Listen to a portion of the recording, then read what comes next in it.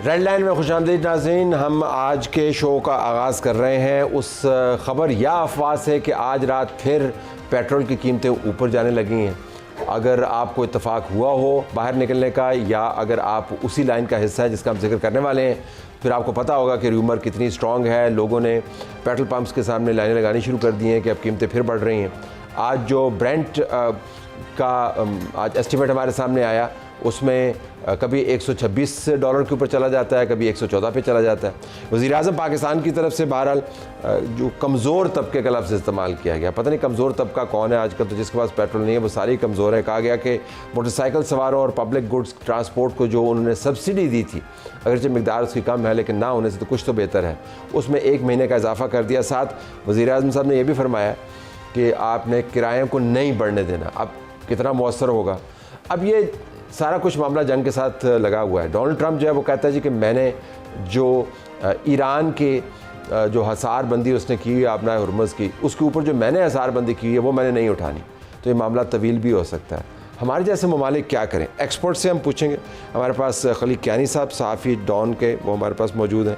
शहबाज राना साहब एक्सपर्ट सहाफ़ी express Tribune, और डॉक्टर फ़ारूक सलीम जो मुआशी तज्ज़ियाकार हैं। तीनों का बहुत शुक्रिया जी। नाज़रीन, इसी प्रोग्राम में हम हिंदुस्तान की ख़ास तकलीफ़ का जिक्र करेंगे। जो जो मई का महीना शुरू होने को है तो हिंदुस्तान की तकलीफ़ बढ़ती जा रही है। आज उनके वज़ीर दिफ़ा ने फिर पाकिस्तान के बारे में बातें की हैं। ये बातें सुन के हम तंग नहीं आए, लेकिन मेरे ख़्याल में कहीं ना कहीं इसका जवाब देना होगा। मई के महीने की याददाश्त उनकी ताज़ा करवाने की ज़रूरत है।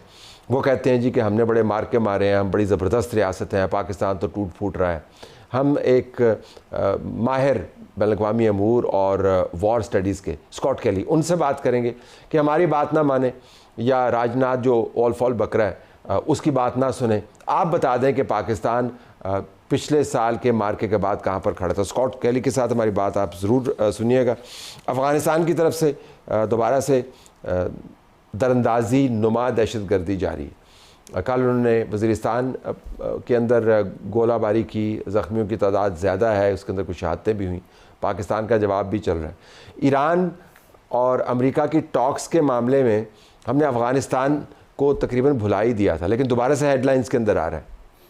वहाँ पर हमने एक बड़ी जंग हमारी शुरू है, बीच में कुछ जंगबंदी हुई थी, दोबारा से शुरू कर दिया था हमने अफ़गानिस्तान के अंदर तालिबान के दहशतगर्दी के ठिकानों पर हमला करना। उसका क्या बन रहा है, ये मालूमात भी फराहम करेंगे। इफ्तिखार फरदोस होंगे जो दी खुरासान डायरी जो डॉक्यूमेंट करता है सारे मामले को, वो हमें बताएंगे कि हमने क्या कुछ मिस किया अफ़गानिस्तान के हवाले से और क्या कुछ होने वाला।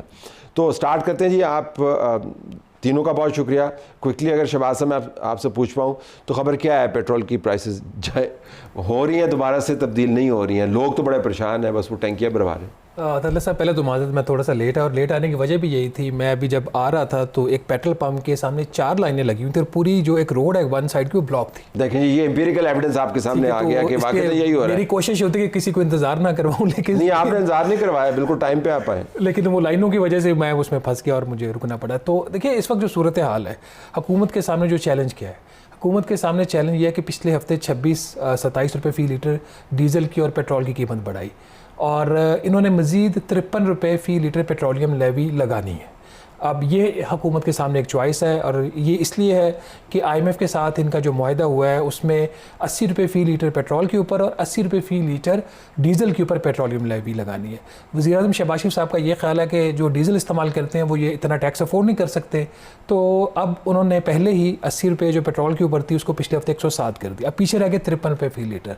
अब हुकूमत के सामने चॉइस ये है कि 53 रुपये फ़ी लीटर वो किस पे डाले। इसमें से कुछ डीज़ल पे डाल दे, कोई 25-30 रुपये, सब की सब पेट्रोल पे डाल दे 53 रुपये। एक तो ये चैलेंज है। ये उसके अलावा है जो आलमी मंडी के अंदर जो इस वक्त कीमतों में उतार और चढ़ाव आ रहा है, जिसका आपने देखा कि आज के दिन $123-124 फ़ी बैरल पे क्रूड गया, फिर गिर गया, फिर प्राइस इंक्रीज़ हो रही है। ये आज और कल का तो शायद इम्पैक्ट ना आए, क्योंकि ये 3 दिन की एवरेज के ऊपर प्राइस जो है वो अपनी डिटर्मिन करते हैं। बट प्राइस इंक्रीज़ होनी लग ऐसे रहा है। अब अगर नहीं होती तो सब्सिडी देनी पड़ेगी, और सब्सिडी देंगे तो प्राइमरी सरप्लस का क्या होगा? फिर अगर सब्सिडी नहीं दे सकेंगे तो क्या फिर तरक्याती बजट काटेंगे? तो 3 चॉइसेस हैं, तरक्याती बजट में कटौती, सब्सिडी अनलाइकली, या फिर प्राइस इंक्रीज। आपकी असेसमेंट फिर डॉक्टर साहब के पास जाते हैं, कुछ मुस्तकबिल की तजवीज़ भी फराहम करें तो ख़तरनाक किस्म की तजवीज़। What is your assessment? Sir मैं तो फर्स्ट थिंग मैं डिसएग्री करता हूँ कि ये सब्सिडी है। ये सब्सिडी नहीं है। ये 160 रुपये का अगर आप टैक्स लगाएं और उसमें से कहें कि जी 53 हम नहीं ले रहे, तो ये सब्सिडी नहीं है। ठीक, ये वही है जो आप कंज्यूमर से पैसे ले रहे हैं और उसमें से कहें कि जी ये थोड़ा सा मैं रियायत करता हूँ, आपकी बड़ी मेहरबानी, आप मत करें ये मेहरबानी। देखें जो डीज़ल के ऊपर वाकई चैलेंज है, डीज़ल के ऊपर जो वो इन्फ्लेशनरी इम्पैक्ट उसका बहुत ज़्यादा है और उसकी वजह से उसको उन्होंने फ्रीज़ करके रखा हुआ है। लेकिन जो इंटरनेशनल फ्लक्चुएशन है वो आपको अलो नहीं करती कि आपको ज़्यादा टैक्स रेट को कम कर सके। अच्छा, एक साइड के ऊपर ये है। दूसरी साइड पे ये है कि जो पेट्रोलियम लेवी का टारगेट है वो पहले 10 महीने में 11 महीने को क्रॉस कर चुका हुआ है। ठीक, तो लिहाजा अगर आपकी नीयत ठीक हो तो आप अभी आपके पास 2 महीने पूरे हैं, आप उन 2 महीने में 1468 कर सकते हैं विद गिवन नंबर्स। तो लिहाजा आप अगर आपको आवाम की वाकई उस कमज़ोर तक क्वेश्चन है 2 महीने का आपके पास? अगर 2 का नहीं है तो 1 का ज़रूर है। 1 का ज़रूर, 4 हफ्ते का है। जी बिल्कुल है। 125 अरब रुपए। 100। डॉक्टर साहब ज़रा बताइएगा आप का तज़िया क्या है, कितनी मजबूरी है और कितनी हमारी अपनी कोताही है, ज़रा इसका तज़िया कीजिएगा। गो अहेड जी। जी तलत साहब, देखिए आलमी मंडी में अगर कीमत बढ़ती है तो जो इम्पोर्टिंग कंट्रीज हैं उनके ऊपर बोझ तो आना है।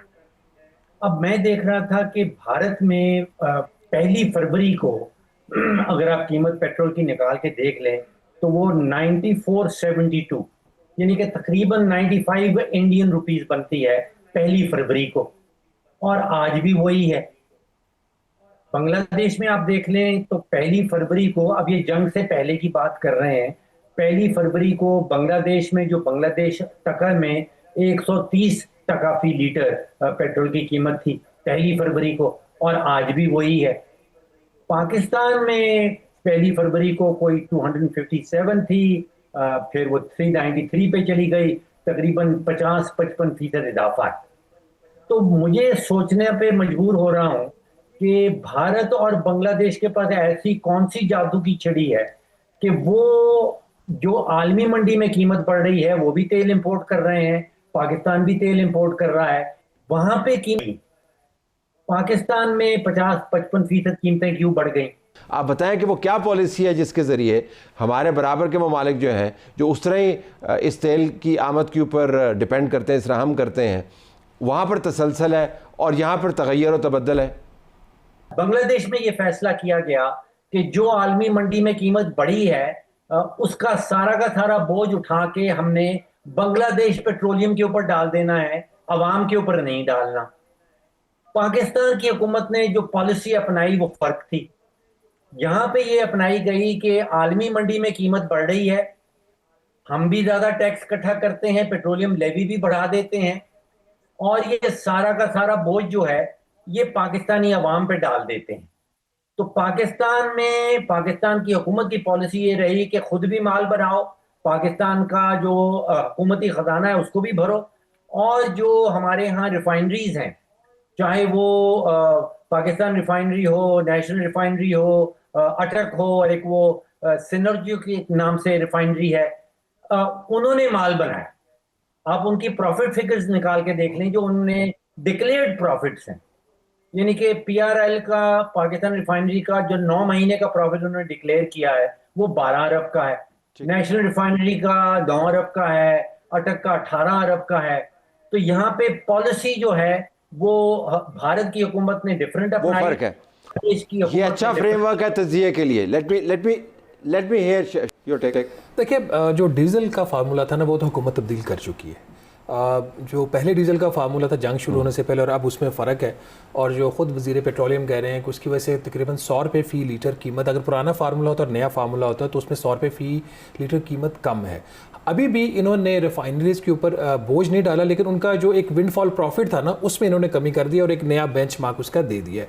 इस हद तक तो ठीक है। अब पाकिस्तान के पास चॉइसेस क्या है? जो क्यानी साहब भी कह रहे थे सब्सिडी वाली बात, ये बात ठीक है कि अभी तक जो सब्सिडी है वो पेट्रोल पे ऊपर नहीं गई, लेकिन डीजल पे जाती रही है। अब जो आगे है वो सब्सिडी इस वक्त नहीं है। अभी इन्होंने उस फेज़ की 1 महीने का जो उन्होंने टाइम फ्रेम दिया था IMF से, जिसके लिए इन्होंने 174 अरब रुपया PSDP से काटा, और ताकि वो इधर से अगर कोई पैसा जा रहा तो कंट्रोल हो जाए। इन्होंने जो पेट्रोल इसका जो डीजल का था लेवी वो तो ज़ीरो की हुई थी, आज भी ज़ीरो है। डीजल के ऊपर मेरा ख्याल अभी भी कोई 35 से 40 रुपये टैक्स इकट्ठा हो रहा है, इम्पोर्ट ड्यूटी है उसके ऊपर, और कार्बन स्पोर्ट एक क्लाइमेट स्पोर्ट लेवी लगी हुई है 2.5 रुपये फी लीटर। उसके अलावा तो उसके ऊपर लेवी ज़ीरो है। लेकिन गोइंग फॉरवर्ड ये ऐसे अब हुकूमत रह नहीं सकती, ये एक मुआहदे के अंदर फंसे हुए हैं। इस हफ्ते ये खबर है, इस हफ्ते मीटिंग हुई है प्राइम मिनिस्टर हाउस में, उसमें यही कहा गया है इनको वजारत ख़जाना को कि IMF से एक दफ़ा फिर रजू करो।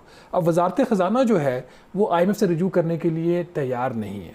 8 मई को पाकिस्तान का जो केस है वो बोर्ड में जा रहा है अप्रूवल के लिए। वो कह रहे हैं कि हमने पहले 1 महीने की उनसे कंसेशन ली, अभी आपने वो जो गैस प्राइसेस है उसकी कैप्टिव लेवी की उसके ऊपर कंसेशन ली, एक और चीज़ के ऊपर उन्होंने IMF से चीज़ें रीओपन करवाई, तो वजारत ख़जाना अब दोबारा वापस जाने को तैयार नहीं है। इस वक्त कम से कम जाने को तैयार नहीं, इस वक्त जाने को तैयार नहीं है। तो फिर चॉइसेस क्या बची?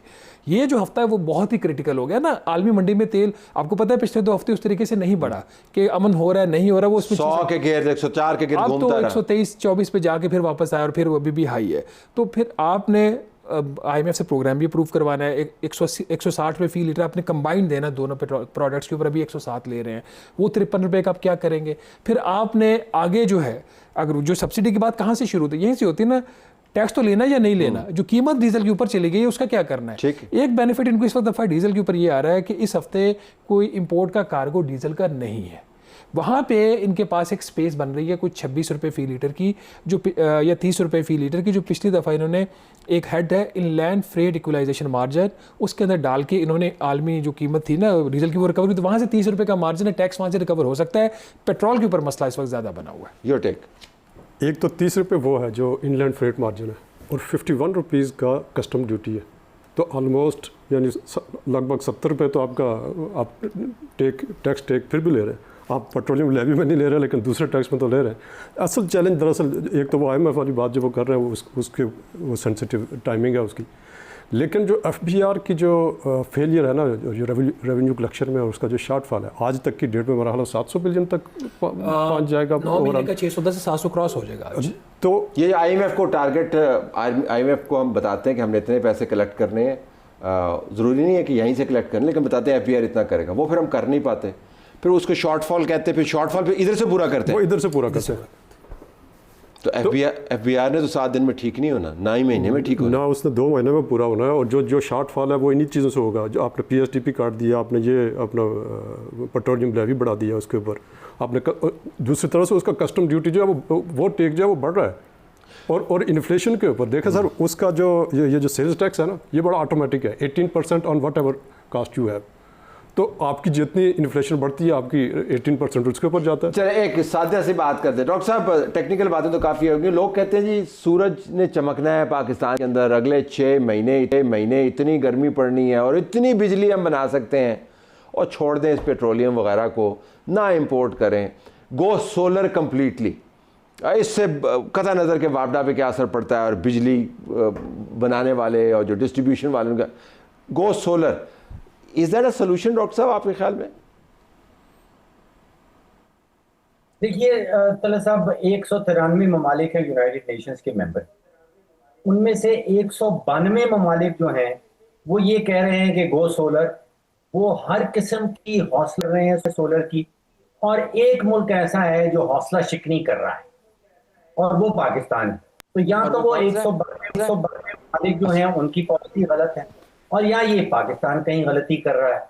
देखिए IMF के ऊपर हमेशा हम IMF का नाम ले रहे हैं, IMF जो है वो आपको कहता है कि आपने अपना हिसाब पूरा रखना है, आपने जो हमें बताया है कि हुकूमत की आमदन क्या होगी, उसकी अखराजात क्या होंगे, बॉटम लाइन जो है उसको तब्दील नहीं करना। वो ये नहीं कहता कि आपने पॉलिसी क्या बनानी। देखिए जैसे मैंने कहा कि भारत ने पॉलिसी बनाई या बांग्लादेश ने पॉलिसी बनाई कि हमने बोझ किसके ऊपर डालना है।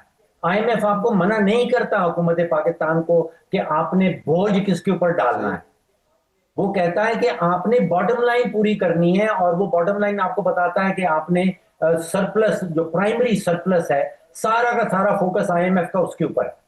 अगर आप वो प्राइमरी सरप्लस पूरा कर दें IMF को, बोझ आपको वो ये नहीं बताता कि आपने रिफाइनरीज पे डालना है या आपने अवाम पे डालना है। ये हुकूमत की चॉइस।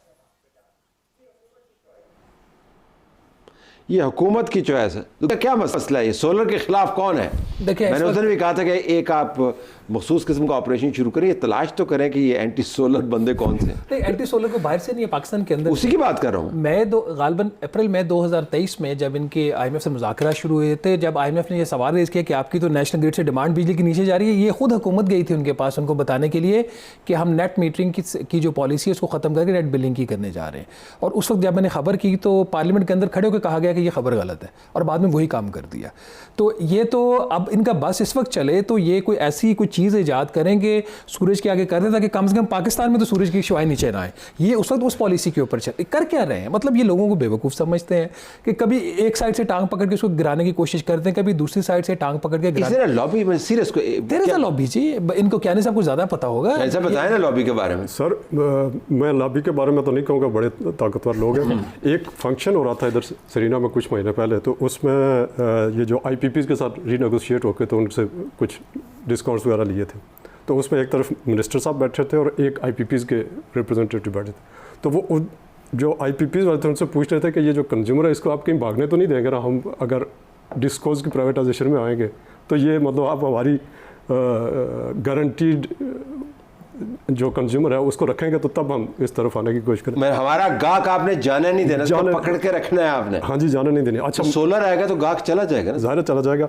अच्छा, ये सारे पिछले आप 1.5-2 साल की आप उनकी डिबेट देख रहे हो, कह रहे हैं कि जो नेट मीटरिंग है वो ग्रिड को खा रही है, वो ग्रिड को नुकसान पहुँचा रही है। अभी परसों पब्लिक हियरिंग थी नेपरा की, उस पर पावर डिवीजन ने कहा कि जी ये जो टोटल नेट मीटरिंग कंज्यूमर है इसकी जो टोटल कैपेसिटी है वो 6,000 मेगावाट के लगभग है। अब सोलर की जो बेस्ट आउटपुट है वो 18% से ऊपर नहीं होती, यानी एनर्जी एफिशिएंसी 18% से ऊपर नहीं होती। उसका उन्होंने कहा जी कि 1000 से 1500 मेगावाट का टोटल इम्पैक्ट है, which is less than 2% of the total grid supply. और शोर देखे कैसे मचाया हुआ है। और उसी हेयरिंग में उन्होंने ये बताया कि असल जो चैलेंज है वो तो ये है कि जो ऑफ ग्रिड, बेसिकली इशू ये है ना कि जी एक तो इधर IMF है, पावर सेक्टर में आपके ऊपर एक दूसरा IMF है CPEC, जिसके तहत आपने 15,000 मेगावाट के आपने प्लांट लगाए आपकी, और रेट आपने मीनवाइल इतने बढ़ गए इकनॉमिक कंट्रैक्शन की वजह से कि अब वो किसी के अफोर्डेबल नहीं है। अब जो सोलर जिसके पास 4 पैसे थे, जिसने कोई जेवर बेच सकता था, गाड़ी बेच सकता था, उसने वो नेट मीटरिंग की। जो वो नहीं कर सकता था उसने एक प्लेट लगाई है जी, एक प्लेट लगाई, 2 प्लेट लगाई, उसने अपनी कंजम्पशन को रिड्यूस किया। ऑफ ग्रिड जाके उसने नहीं उसी ऑफ ग्रिड में नहीं, उसी ग्रिड के ऊपर उसी ग्रिड के ऊपर लगा लिया। आप 200 से यूनिट ऊपर ना जाने दें। सो बुनियादी तौर पर I have to wind it up. आप तीनों का बहुत शुक्रिया। नाज़रीन, बुनियादी बात यह है कि बदतरीन बैन अवी हालात को हम इस वक्त विटनेस कर रहे हैं। तीसरी जंग अजीम की हमने बातें सुनी हैं, और इससे ज़्यादा जब से ये ऑयल और गैस के ऊपर दुनिया के निज़ाम ने काम करना शुरू किया, इससे ज़्यादा फ्लक्चुएशन और गैर यकीनी की सूरत हाल कभी पैदा नहीं हुई। लेकिन इस तमाम गैर यकीनी की सूरत हाल के अंदर अगर एक चीज़ वाज़ेह अंदाज से आपके सामने खड़ी है वो ये कि गैर यकीनी की सूरत हाल नहीं है जो आपके गले में पड़ी हुई है। ये अपनी पॉलिसीज़ हैं, ये अपने खांचे हैं, ये अपने वेस्टेड इंटरेस्ट हैं, जिनको प्रोटेक्ट करते करते आपने कंज्यूमर का बेड़ा गर्क किया हुआ। तो अगर आपने पाकिस्तान के कंज्यूमर को हकीकी लेवल प्लेइंग फील्ड देना है तो उसी तरफ जाएंगे जिस तरफ दुनिया जा रही है। नहीं जाएंगे तो फिर यही होता रहेगा, आप इन्वेस्टर इंटरेस्ट को प्रोटेक्ट करते रहेंगे, आवाम से आप झूठ बोलते रहेंगे और फिर प्राइसेस बढ़ती रहेंगी।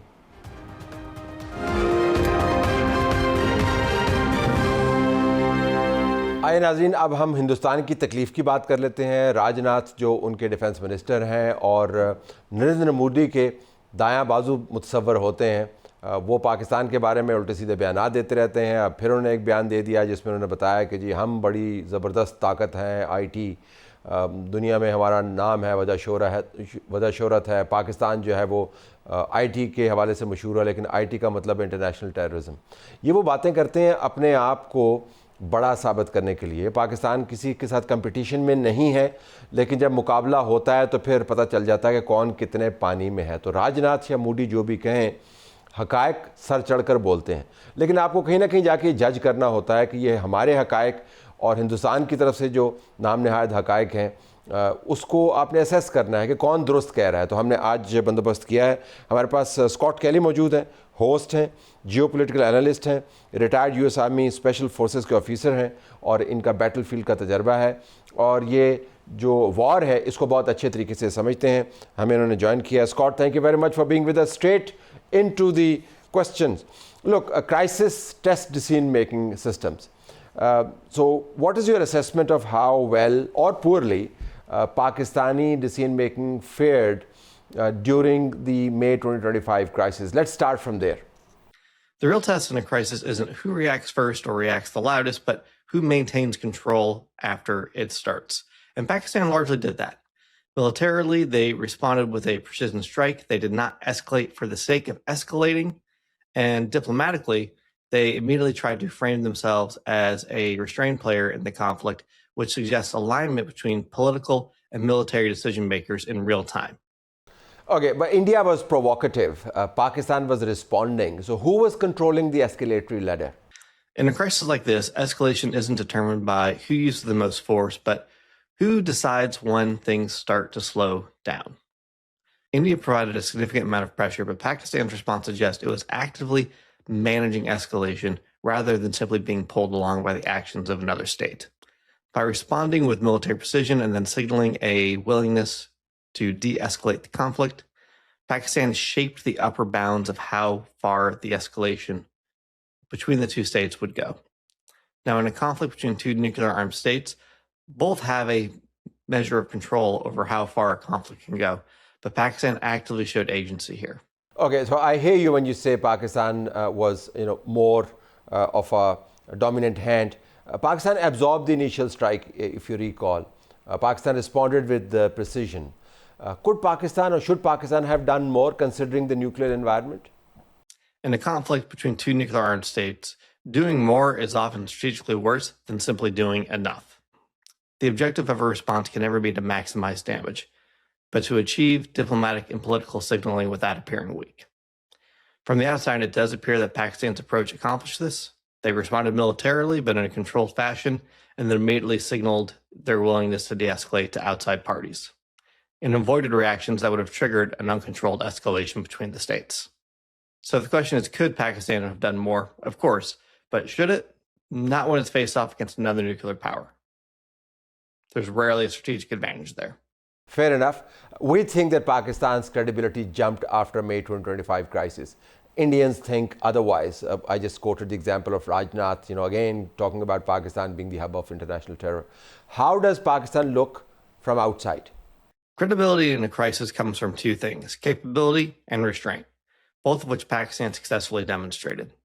From an external perspective, Pakistan did reinforce the perception that it can respond rationally to a crisis and not trigger regional escalation. That combination is very important for outside actors such as the US, China, or the Gulf states, all of which prioritize stability over just about anything else in the region. So there likely was a gain in Pakistan's credibility following the events of this past May, but it's not about popularity. It's about being seen as a predictable and rational actor under pressure. Predictable and rational actor under pressure. Let's jump to the US-Iran talks held in Pakistan. Do you think that environment for these talks was shaped by last year's crisis? Well, crises like May 2025 shows which states can be trusted to act calmly and rationally under pressure, which shapes opportunities for diplomatic engagement later. When a state demonstrates control and restraint, it strengthens its position as a potential intermediary in regional discussions, including a conflict between Iran and the US. Now, that doesn't mean the crisis directly caused the role, but it shapes perceptions. And in diplomacy, perceptions typically dictate access. Okay, it wouldn't be a complete interview if I didn't ask you about your assessment of the role played by Chief of Defense Forces General Asim Munir. For a major geopolitical event like the May 2025 crisis between Pakistan and India, it really comes down to one individual. What's more important is if the system a state has produces disciplined, rational outcomes. And it appears in this case it did. As Army Chief General Asim Munir would have been critical in ensuring that the military response was calibrated and in line with Pakistan's larger diplomatic objectives. From the outside, what stands out is the consistency of that approach. A military response followed by immediate diplomatic de-escalation, suggesting an incredibly tight relationship between Pakistan's military leaders, such as the general, and its political establishment. After the conflict, we saw the general develop a very close relationship with President Donald Trump as well. This certainly aided in Pakistan's ability to position itself as a mediator in the current Iran-US conflict. Scott Kelly, thank you very much for joining us and sharing your thoughts with us. तो नाज़रीन, आपको पता चला कि बाहर के जो तज्ज़िया निगार हैं वो हिंदुस्तान पाकिस्तान का जो मलाकड़ा है उसको कैसे देखते हैं, और मलाकड़े का तभी पता चलता है कि जब पंजे से पंजा मिलता है।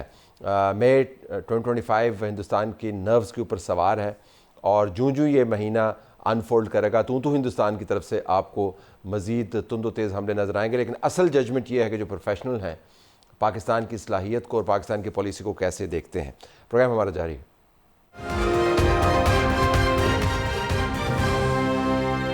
नाज़रीन, अब हम अफ़गानिस्तान की बात करते हैं। जूं मामलात पाकिस्तान के सफारतकारी के बड़े रीजनल इश्यूज़ के हवाले से आपको आगे जाते हुए नज़र आते हैं। जो हमारा नॉर्थ वेस्टर्न बॉर्डर है अफ़गानिस्तान के साथ, वहाँ पर आपको हिद्दत दोबारा से शुरू नज़र आती है। हिद्दत जो है शरारत की है, दहशत गर्दी की है। गुज़िश्ता रोज़ चमन सेक्टर पर जो हमला हुआ उसकी मैंने बीच प्रोग्राम आपको ब्रेकिंग न्यूज़ भी दी। अब हमें बताया गया है कि ख़वातीन समेत 8 अफराद शदीद ज़ख्मी हुए हैं। जो दफ्तर ख़ारजा है इसकी ब्रीफिंग के मुताबिक जो अफ़गानिस्तान नाज़िमुल अमूर है उनको बुलाकर सरजनिश की गई है, डिमार्श जिसको कहते हैं आम ज़ुबान में, और वहाँ से प्रोपेगेंडा भी चल रहा है कि हमने कुनड़ के अंदर किसी यूनिवर्सिटी पर हमला कर दिया है। जो अभी तक धमकियाँ आ रही हैं, फितनतुल ख़वारिज के जो कमांडर हैं अब्दुल हमीद खुरासानी, उन्होंने कहा जी कि हम पाकिस्तान के ऊपर हमले करेंगे। तो आपको ये दोबारा से एक तलातम शरारत के अंदर नज़र आता है, उबाल नज़र आता है। इफ्तिखार फरदौस साहब जो इस तमाम मामले को बड़े करीब से देख रहे हैं, हमें उन्होंने ज्वाइन किया। इफ्तिखार साहब बहुत शुक्रिया। हमें ज़रा बताइएगा ये तमाम मामले में सुधारिएगा तज्जियाती तौर पे कि क्या हो रहा है हमारे नॉर्थ वेस्टर्न फ्रंट के ऊपर। जी तलत साहब, जो सिचुएशन थी जब ईरान की जंग शुरू भी होने वाली थी उससे पहले भी खराब थी। एंड यू नो कि हमने एक पूरा जो है ऑपरेशन जो है वो लॉन्च किया था। उसके बाद उरुमची डायलॉग के बाद एक उम्मीद जो है वो सामने आ गई थी कि शायद चीज़ें जो है वो सजेशन की तरफ जो है वो जाएं। लेकिन फिर हमने देखा कि जो हमारा पर्टिकुलर जो चतराल से लेकर, और अगर मैं इसको डिफाइन करूं, जो हमारा नॉर्दर्न स्ट्रेच है बाजोड़ से लेकर गिलगित बल्तिस्तान तक, यहाँ पर नॉन स्टेट एक्टर्स और जो फितना अल खवारिज के जो ग्रुप्स आपने बताए वो कंप्लीटली तौर पर उन्होंने वहां पर नाकाबंदियां लगाने की कोशिश की, बॉर्डर क्रॉस करने की कोशिश की, और एक ऐसे अटेम्प्ट के अंदर कि जहां पर बॉर्डर उन्होंने क्रॉस करने की कोशिश की, फायरिंग की जो है वो एक्सचेंज हुई, जिसके बाद हमने देखा कि कंटिन्यूसली जो है वो अफगानिस्तान की तरफ से 3 बॉर्डर्स के ऊपर मल्टीपल अटैक्स आए। और आपने इंजरीज का जिक्र किया, अभी जो बाजोड़ की डिस्ट्रिक्ट एडमिनिस्ट्रेशन ने अपना सिर्फ डेटा जो है वो ऑफिशियली पब्लिश किया है, उसमें तकरीबन 9 शहादतें हैं पाकिस्तान की, और ये सारे सिविलियंस हैं, और तकरीबन कोई 13 इंजरीज हैं। सिमिलरली साउथ वजीरिस्तान से भी यही रिपोर्ट्स जो है वो आ रही हैं, और प्रॉब्लम वही पुराना है। जो बॉर्डर की स्कर्मिशेस हैं, अफगानिस्तान की तरफ से बॉर्डर ना मानने का जो इशू है वो एक कंसिस्टेंट प्रॉब्लम आ रहा है, और जब भी कोई और बॉर्डर जो है उसके ऊपर एस्केलेशन जो है वो शुरू हो जाती है, वो यहाँ से घुसने की कोशिश करते हैं और नॉन स्टेट एक्टर्स को घुसाने की कोशिश करते हैं। और इसका एक विजिबल प्रूफ जो बलूचिस्तान के अंदर जो सिचुएशन है, और खुसूसी तौर पर जो केपी के अंदर साउथ ऑफ केपी है, यानी केपी के जनूबी अजला, वहाँ पर कंसिस्टेंटली जो है वो गवर्नमेंट ऑफिशियल्स को जो है वो टारगेट कर रहे हैं। तकरीबन पिछले एक हफ्ते के दरमियान में ऑलमोस्ट 4 जो है गवर्नमेंट ऑफिशियल्स को किडनैप करके उन्होंने जो है वो शहीद किया, और इसी तरह जो है कोई ऑलमोस्ट 11 बंदों तक किडनैप जो है वो करके ले जा चुके हैं। ये फरमाइएगा कि हमने ज़ाहिर एक बाकायदा ऑपरेशन जारी हुआ, फिर ऑपरेशन की हमें तफसीलात भी मिलती रहीं। हमें याद है अताउल्लाह तारड़ साहब का जो एक ट्वीट सीज़ फायर से पहले हमारे सामने आया, उसमें इन्होंने बताया भी कि फितनतुल ख़वारिज के कितने हमने ठिकाने तबाह किए, किस किस चेक पोस्ट के ऊपर हमने हमला किया। ये भी बताया गया कि कौन कौन सी चेक पोस्टें जहाँ से हमारे ख़िलाफ़ फितना ये आता था उनके ऊपर हमने कब्ज़ा भी किया या उनको बसमार किया, ठिकाने तबाह किए। डीप इनसाइड अफ़गानिस्तान के जो प्लानिंग वाले एरियाज़ हैं वहाँ पर हम गए। एक तो पहले ये फरमाइएगा कि इस वक्त ये जो ऑपरेशन था उसकी कैफियत क्या है? ये चल रहा है, रुका हुआ है, चलता है, रुकता है, क्या सिचुएशन है क्या? देखें, ऑपरेशन रुका तो नहीं था, और ये बात तो बहुत क्लियर है कि जब भी पाकिस्तान के ऊपर जो है वो कहीं पर भी अटैक होगा, उसके बाद अफगानिस्तान के अंदर भी जो है पाकिस्तान उसको रिटेलिएट करेगा। और जब हम बात कर भी रहे हैं तो रिटेलिएशन की वेरियस रिपोर्ट्स जो है वो कंधार से भी आ रही हैं, नंगरहार से भी आ रही हैं, और जो हमारे बॉर्डर्स हैं साउथ वजीरिस्तान का पक्तिया और पक्तिका का जो एरिया है वहाँ से भी आ रही है। लेकिन इम्पोर्टेंटली तालक साहब, ये जो बॉर्डर क्रॉसिंग्स है ये खोली इस वजह से गई थी रिपैट्रिएशन के लिए, ताकि वो लोग हैं जो यहाँ पर फंसे हुए हैं पाकिस्तान की साइड पर, उनको वापस जो है वो छोड़ा जा सके। और ये अफगानिस्तान की हुकूमत की रिक्वेस्ट पर जो है वो खोली गई थी। वो 7 शराइत के ऊपर जो है तोरखम का बॉर्डर और चमन के बॉर्डर से वापसी पर एक रिटन एग्रीमेंट जो है वो साइन हुआ था, जिसके बाद ये फैसला किया गया था कि अगर सिंगल शॉट भी जो है वो फायर होगा तो जो बॉर्डर्स है उसको बंद कर दिया जाएगा। तो ट्रेड के लिए तो ऑलमोस्ट हम आज इस टाइम पर बाईपास कर चुके हैं। आपने देखा भी होगा कि 6 नए रूट्स जो हैं वो सेंट्रल एशिया के लिए जो है वो तलाश कर रहे हैं, क्योंकि जो हमारा एक जियो पोलिटिकल साइकी है इस टाइम पर, we don't want to be dragged into this conflict, क्योंकि ये एक प्रोट्रैक्टेड कॉन्फ्लिक्ट है। और जब तक तालिबान की रेजीम जो है वो अफगानिस्तान के अंदर है, मुझे इसका कोई सोल्यूशन नजर नहीं आता। तो ये ऑन एंड ऑफ चलता रहेगा। लेकिन पाकिस्तान ये अफोर्ड नहीं कर सकता कि एक कंसिस्टेंट तौर पर जो है इस वॉर के अंदर जो है वो सोक्ड इन हो जाए, क्योंकि जो बाकी फ्रंट्स हैं उसके ऊपर भी एक कंसिडरेबल जो है वो प्रॉब्लम है। ये एक इरिटेंट रहेगा, इसको बाईपास करने की जरूरत है जब तक कि आलमी बिरादरी जो है वो इस नतीजे को जो है मुकम्मल तौर पर अखज़ नहीं कर लेती कि तालिबान की हुकूमत जो है इसके साथ अब चलना जो है वो नामुमकिन है।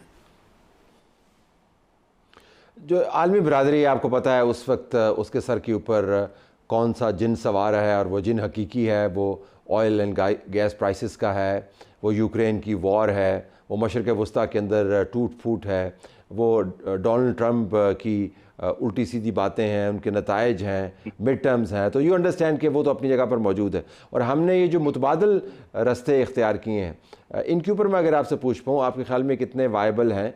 क्योंकि हमने उन तमाम इलाकों से जो अफ़गानिस्तान के पार मौजूद हैं अपनी तिजारत भी करनी है, चाहे वो बाहमी तिजारत हो या इज्तमाई तिजारत हो।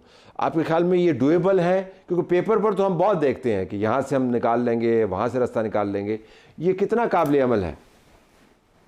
देखिए, जो कॉन्फिडेंस बिल्डिंग मेजर्स की हद तक कि ईरान एक ट्रांजिट पोर्ट के तौर पर इस्तेमाल हो, और वक्तन जो फिल वक्त जो सिचुएशन है उसके अंदर, तो इसको जो है हम कॉम्प्लीमेंट कर सकते हैं। लेकिन अगर आप पूरा इसको मोड़ना चाहें और ये समझ जाएं कि अफगानिस्तान को हम पिक्चर से कम्प्लीटली तौर पर आउट कर दें, तो जो क्वांटम्स हैं वो ज़रूर मुतासिर होंगे। और उसके मेन रीजंस हैं, एक तो अगर ईरान के ऊपर से सैंक्शंस जो है बढ़ जाते हैं तो फिर तो एक सिचुएशन बिल्कुल मुकम्मल तौर पर जो है वो डिफरेंट नज़र आती है। लेकिन जो अफगानिस्तान का एक रोल है और सेंट्रल आर्टरी है कनेक्टिविटी की, उसके ऊपर इन्वेस्टमेंट्स जो है वो बहुत ज़्यादा हुई हैं। और आपको पता भी है कि जो सीपैक का इंटायर नेटवर्क है उसकी कंसंट्रेशन इस साइड पर है। तो जो आपका मिड टर्म जो कॉरिडोर है, जो मिडवे कॉरिडोर जो काजाकिस्तान से लगता है, तो उसके लिए तो ये ठीक है, because it works with that. Railway भी है, बाकी चीज़ें भी मौजूद हैं, हमने उसकी मीटिंग्स भी अटेंड की हुई है, फिजिबिलिटी भी है उसकी। लेकिन जो बाकी आपकी प्रॉब्लम है, क्योंकि दहशतगर्दी का मसला है, वो इकोनॉमी से जो है डायरेक्टली रिलेटेड है। तो जो आपकी नॉर्दर्न स्ट्रेचेस के अंदर जिन लोगों की फाइनेंशियल सिचुएशन है, अगर तो उसको एड्रेस नहीं किया जा सकता, तो स्टेट ब्रेकअप का जो एक मैकेनिज्म है उसका इफेक्ट जो है इन लोगों पर पड़ेगा। तो ये मेजर रिक्रूटमेंट ग्राउंड्स ही बनेंगे। तो फिल वक्त तो हम उस पर सोच सकते हैं कि ये एक ट्रांजिट पोर्ट्स की तरफ जो है हम इसको ले जा सकते हैं। लेकिन कंप्लीटली अबैंडन कर वो ना रियासत के हक में और ना रियासत की ये सोच है। एक ऑल्टरनेट रूट जो है वो जरूर है, लेकिन ऑब्वियसली सिक्योरिटी रिस्क दोनों पर हैं, और अफगानिस्तान का एक इशू जो है वो कंसिस्टेंट जो है वो चलता आएगा। लिहाजा रियासत इस बात में मजबूर हुई है कि ये काम करे। आपका बहुत शुक्रिया साहब, आपने हमें बताया कि सूरत हाल कहाँ पर खड़ी है। मुतबादल रास्ते मौजूद हैं, लेकिन जोग्राफिए से बड़ा कोई नहीं है। ममालिक को जोग्राफिए का एहसास होना चाहिए। हमें तो बड़ा एहसास है, तालिबान शायद समझने से कासिर हैं, वो जोग्राफिए से लड़ रहे हैं, पाकिस्तान से नहीं लड़ रहे।